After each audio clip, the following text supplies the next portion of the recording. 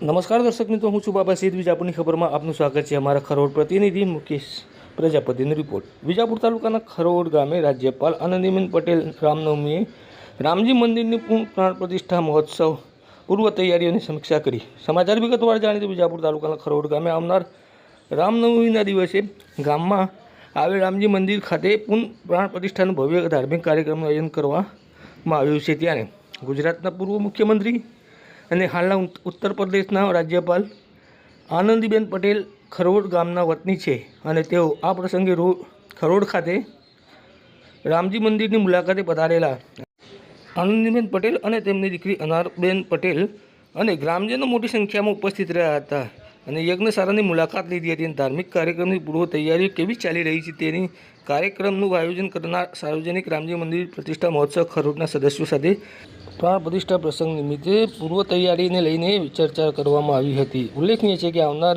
જે ધાર્મિક કાર્યક્રમ છે તેમાં આનંદીબેન પટેલની ખાસ સૂચક હાજરી જોવા મળશે.